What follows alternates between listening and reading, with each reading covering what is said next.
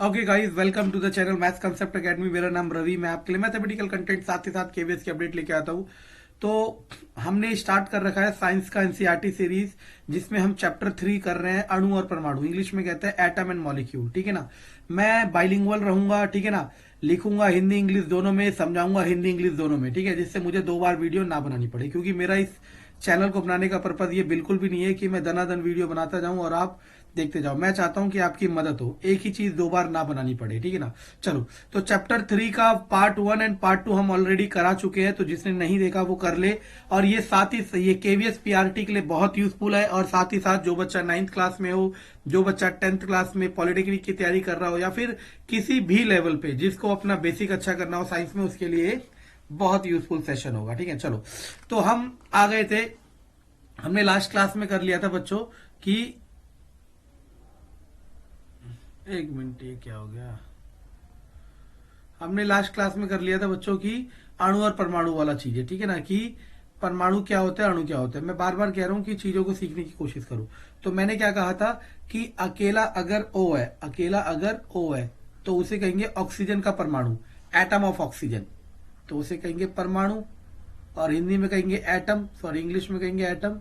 लेकिन अगर O2 है तो उसे कहेंगे अणु, और इंग्लिश में कहेंगे मॉलिक्यूल। ठीक है ना। अभी हम सारे, जब मैं चैप्टर 3 और 4 दोनों करा दूंगा ना, जिसने साइंस आज से पहले कभी ना पढ़ी हो, उसको भी सब समझ आ जाएगा कि ये एटम और मॉलिक्यूल मतलब मॉलिक्यूल बनते क्यों है। ठीक है ना। अभी रोक के रखना थोड़ी देर, ठीक है ना। देखो इसमें क्या लिखा हुआ है। किसी तत्व के अणु एक ही प्रकार के परमाणुओं द्वारा संचरित होते हैं। आर्गन मतलब सुनना, तत्व के अणु मतलब तत्व मतलब समझ लो कोई भी चीज, उसके अणु। अगर आर्गन है तो उसमें सारे आर्गन होंगे, हीलियम है तो हीलियम होंगे, इत्यादि। अनेक तत्वों के अणु उसी तत्व केवल एक से परमाणु से निर्मित होते हैं। अधिकांश धातुएं ऐसा नहीं होता। देखो कह रहा है, जैसे मैं O2 का एग्जांपल लेता हूं। O2 क्या है? एक अणु है। अणु का मतलब है मॉलिक्यूल। O2 में सिर्फ किसके एटम है? ऑक्सीजन के। O2 में किसके एटम है? ऑक्सीजन के। अगर मैं O3 का एग्जांपल लूंगा तो O3 भी अणु है। अणु का मतलब होता है मॉलिक्यूल। तो उसमें किसके एटम है? सिर्फ ऑक्सीजन के। समझ आ रहा है? ये एग्जांपल देके दे रहा है, ठीक है ना। 3 एटम है, 2 एटम है।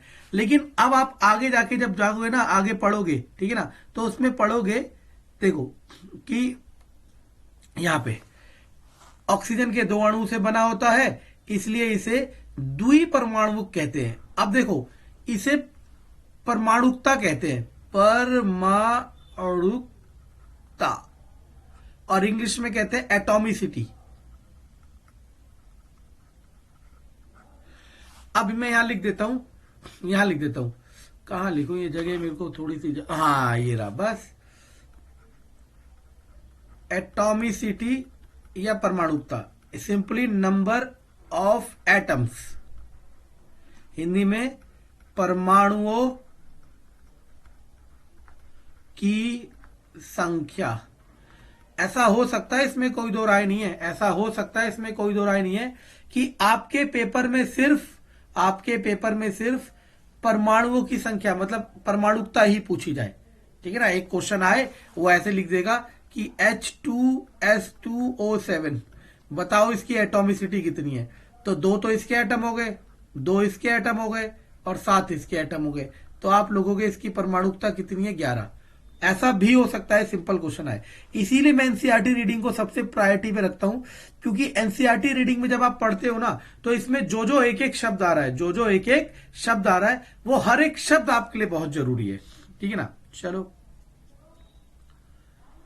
ये पूरे आर्टिकल में यही दे रखा है, ठीक है ना। अच्छा, अभी मैं बताऊंगा, अभी आगे खत्म करूंगा। जैसे O ऑक्सीजन एटम है, O2 ऑक्सीजन अणु है। ये O2 क्यों बन रहा है? यहां पे लिखा हुआ है कि इनके बीच में आकर्षण बल होता है, ऐसे करके कुछ होता है, ठीक है ना। देखो क्या लिखा है। धातु अणु एवं कुंजकत अणुओं जैसे कार्बन अणुओं सरल संरचना होती है, किंतु अणुओं से बंधे होते हैं। देखो, बंधे का मतलब होता है कोई ना कोई फोर्स ऑफ अट्रैक्शन होता है, ठीक है ना। ये सब कुछ नहीं है। अब देखो, अब यहां पे बता रखा है कि आर्गन किस में मिलता है? एक परमाणु में। हीलियम किस में मिलता है? 2 परमाणु में, क्योंकि हीलियम को लिखते हैं हीलियम 1 परमाणु में। ऑक्सीजन 2 परमाणु मतलब O2, और ऑक्सीजन का 3 परमाणु बिंदी का, चलो, हाइड्रोजन का 2 परमाणु मतलब H2, नाइट्रोजन का 2 परमाणु मतलब N2, क्लोरीन का 2 परमाणु L2।